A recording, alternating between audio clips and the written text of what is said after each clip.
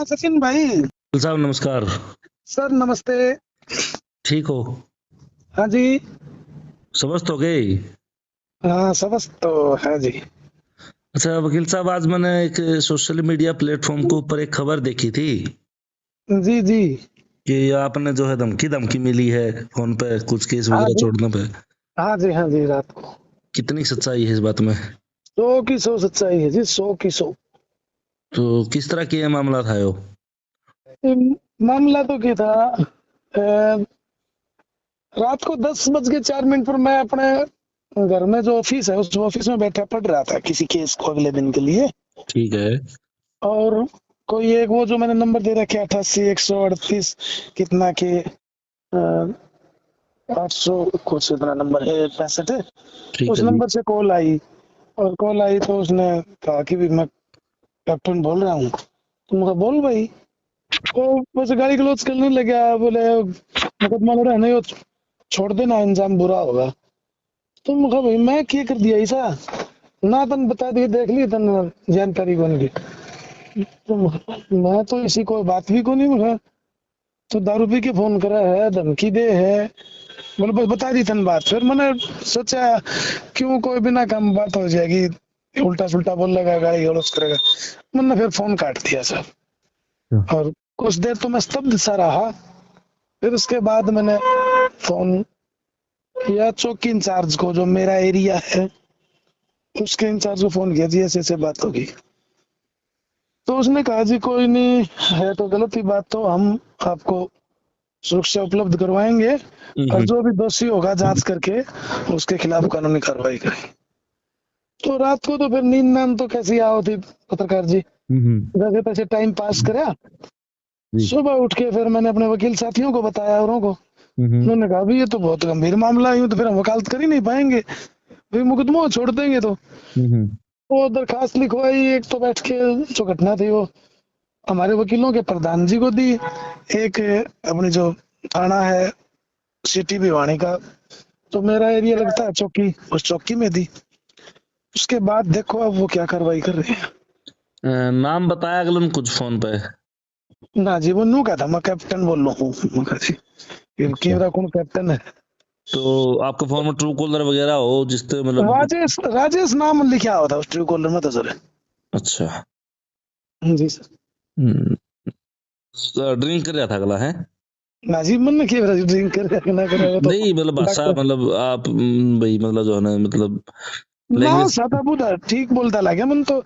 ये जो वो गाली गलौज करे अब इधर बोल रहा है तो जी वो अपन के मेरा पता, मैं तो अपने केस पर व्यस्त था, उसका फोन आया तो मैंने सुना वो बोलने नु करड़ा सा आया था। मतलब हम्म। करड़ी भाषा हम समझ गया थोड़ा। हम्म। जनी तो किसी आपके उसको मतलब किसी दुश्मन को बोलता हो या कोई मेरे से बहुत ईर्ष्या हो उसको, हम्म। इसी से जम बोला था। तो यो मतलब कौन से केस के ऊपर? सतगमा वाला इस खातर? यो तो जी वो अगला वो जाने है। लेकिन फिर उसके बाद में कुछ एक उसके आज अब वो कोई मेरी रिपोर्ट दर्ज करवाने के बाद में उनके कुछ कुछ सोशल मीडिया पर कमेंट्स आए। हम्म। वो शायद शायद उसी मामले में बोलता हो, उन्हें कमेंट्स को देख के ऐसा लग रहा है। और एक साथी और है कोई उधर से उसका फोन आया था कि जी देख लो इसमें राजीनामा कर लो। मैं कहा भाई यारो ये को बाबूल जी दारू पी के मखौल कर दिया होगा। मैं कहा यारो दारू पी के कोई अपने मतलब गोबर नहीं खाता, हम्म। अपनी माँ को भाभी नहीं कहता। हम्म। और फिर दारू पी के उसने यूं कौन कही, वाह जी वाह वकील साहब आप तो गरीबों के, मजलिसों के, हम्म। महरूमों के, जरूरतमंद के मुकदमे लड़ते हो, आप अच्छा कर रहे हो। उसने यार मेरे को धमकी क्यों दी। हम्म। तो फिर ये बात रही साहब। तो आगे की रणनीति की सोचा आपने? रणनीति तो वैसे तो अब हमारी बार काउंसिल है, बार एसोसिएशन है, वो करेगी जो भी करना है। और मैंने पुलिस करेगी जी। मैंने तो मेरा जो दुख था वो पुलिस के समक्ष और बार एसोसिएशन के समक्ष रख दिया। अब तो केस के प्रति क्या रवैया है आपका? केस तो जो भी मेरे पास जितने भी केस होते हैं मैं उनको बड़ी ईमानदारी के साथ तफसील के साथ, भाई मुझे मार तो देंगे ना तो देखो कोई और लड़ेगा। मैं जिंदा हूं तो बड़ी ईमानदारी के साथ और बहुत ढंग से पैरवी करूंगा। केस में कोई कसर नहीं आने दूंगा, पूरी ईमानदारी के साथ, पूरी निष्ठा के साथ, जो पहले थी उससे ज्यादा करूंगा, ताकि लोगों में अशोक कार्य के नाम का विश्वास जचे कि भी मरने की दम। मैं पहले भी मैंने केस लड़े हैं, आपको ध्यान होगा 2012 का जो एक बलात्कार गैंगरेप मर्डर केस था जी। एक महिला के साथ, उसको मैं लड़ा तो मेरे को अनेकों बार धमकियां आई, मैंने कहा भी मार दो, जिंदा रहा तो मैं केस को भी लड़ूंगा और अंजाम तक पहुंचाऊंगा। आप लोगों के सबके दुआओं से मैं जिंदा भी रहा, और जो दोषी थे वो सारे जेलों में हैं अब। तो केस तो जी जिंदा तो है, देखो मार तो देंगे तो कोई और लड़ेगा, वो तो परिस्थिति प्रकृति जाने उस टाइम की, लेकिन जिंदा रहा तो केस तो मैं खूब मन से लड़ूंगा जी, और ज्यादा कोशिश करूंगा मेरी तरफ से जितना बेटर होगा। अच्छा, ये जो मामला है जो हाईलाइट रहा सतगामा वाला, इसका की फिलहाल की चलन लग रहा है? अभी इसकी चालान आ गया है और ये आरोप तय होने हैं आरोपियों पर। वो अगली तारीख है 26 तारीख 26 अभी 26 यही 26 फरवरी। अच्छा, 26 फरवरी को चार्ज पे बहस होनी है, यानी चार्ज का मतलब आरोप पर वो होनी है, आरोप तय होने हैं। तो उस समय हमारी वैसे भूमिका अहम होती है कि भाई ये आरोप हैं, ये बनते हैं। अच्छा। तो हो सकता है इसको लेकर के फोन करे हो, जो भी बात है वो तो अगला जाने जी क्या उसकी मंशा रही होगी। अच्छा वकील साहब, 4 नाम थे इस केस में जो अंदर गए थे, 4 बंदे, उनमें से 3 तो बाहर आ गए। हाँ, 3 लोगों की जमानत होगी, वो तो हाँ। जमानत देखो उनका राइट है, जमानत तो मिलती है, हर एक मर्डर के मुकदमे में जमानत तो मिलती ही है। तो जो किसान नेता है रवि यादव, वो अब तक अंदर हैं, वो उनको अब तक जमानत नहीं मिली है ना? वो तो अब कोर्ट में प्रीजुडिस है मामला, उसमें हम तो क्या कमेंट करें। कोर्ट को ये लगेगा कि जमानत देनी है तो उसको दे देंगे, और कोर्ट को ये लगेगा कि भी जमानत नहीं देनी चाहिए तो शायद कोर्ट न दे। तो वो तो परिस्थितियां अब कोर्ट के सामने है जी, और कोर्ट भी हमारी सेशन कोर्ट भी नहीं, वो तो माननीय उच्च न्यायालय के समक्ष है मामला बेचारा उनका। उच्च न्यायालय को ऐसा लगेगा कि भी इनको कस्टडी में रखने की जरूरत नहीं है तो उसी दिन जमानत दे देगा सुनवाई पर, और ऐसा लगेगा कि भी कस्टडी में और रखना चाहिए तो उसको डिनाई कर देंगे। तो जो है अभी कहाँ, घर पे ही हो कितने बार मतलब हो आप? नहीं, बाहर नहीं जी, घर पे हूँ, बाहर तो मेरा को नहीं। अभी थोड़ा सा यूं देखो भय तो रहता ही है सरकार महोदय जी, भाई कोई सर फिर मान लीजिए वो उसने तो रात को कर दिया, और वो दिन में बहम खाए बैठा, और दिन में देख ले मेरे सिर में मारा लठ, आदमी का पानी का बुलबुला भर का काम हो जी, 1 मिनट में फूट जाए, गोली मार दे। आजकल एक कट्टा ले हंडे हैं बदमाश किस्म के लड़के जो हैं, तो ये गोली मार दे, गोली मारे पास जी आदमी के बार लगा 1 मिनट में खत्म हो जाए।